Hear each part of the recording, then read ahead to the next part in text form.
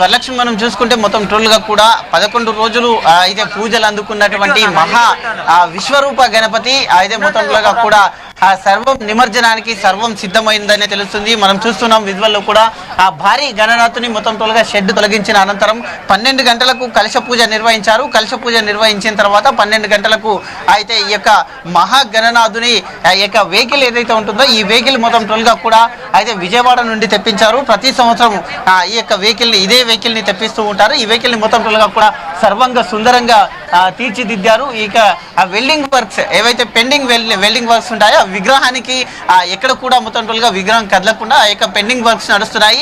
7 గంటల లోపల మొత్తం టోల్గా అది యొక్క కార్యక్రమం పూర్తవుతుంది.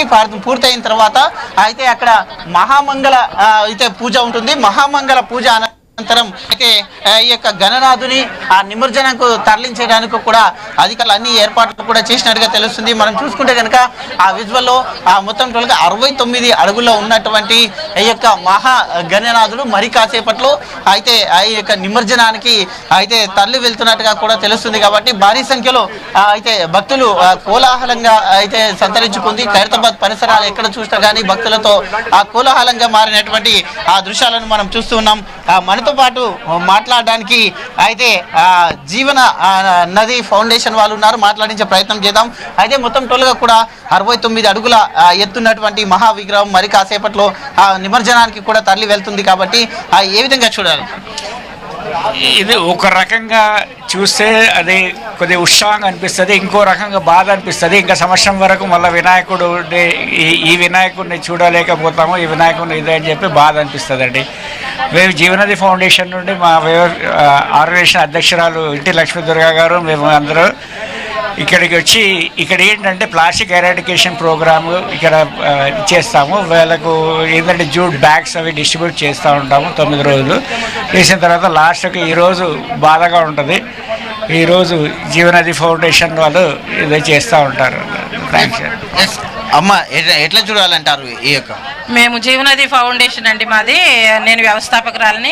మేము పర్యావరణం మీద పనిచేస్తున్నాము. అలాగే 10 సంవత్సరాల నుంచి వినాయకుడి దగ్గర మేము వస్తూ వెళ్తూ ఉన్నామండి. చాలా ఇప్పుడు 2-3 సంవత్సరాల నుంచి పర్యావరణ రహితంగా తయారవుతుందండి వినాయకుడు. ఆ వినాయక నిమజ్జనం అంటేనే ఎంతో శోభాయాత్ర. హైదరాబాద్ అంతా ఎంతో ఆనందంగా ఉందండి. ఈ శోభాయాత్రలో పాల్గొన్న ప్రజలందరికీ ధన్యవాదాలు తెలియజేస్తున్నాం మేము మా జీవనది తరపు నుంచి. అలాగే ఉత్సవ కమిటీ వారు చాలా బాగా ఏర్పాట్లు చేశారండి, చాలా చాలా మంచిగా. అలాగే పోలీసు వారికి కూడా ప్రత్యేక ధన్యవాదాలండి. నమస్కారం.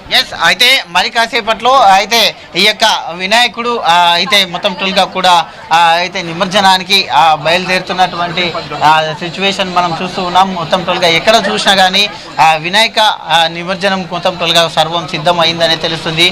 మనం చూస్తే కనుక అయితే భారీ బందోబస్తు కూడా ఏర్పాటు చేశారు. మొత్తం టోల్గా నిమజ్జనానికి హైదరాబాద్ నిమజ్జనానికి 30,000 మంది పోలీసు అధికారులను కూడా మొత్తం టోల్గా పోలీసుల నిఘా నీడలో మొత్తం టోల్గా నడుస్తుంది. అయితే కాసేపట్లో 7 గంటల ప్రాంతంలో ఈ యొక్క వినాయక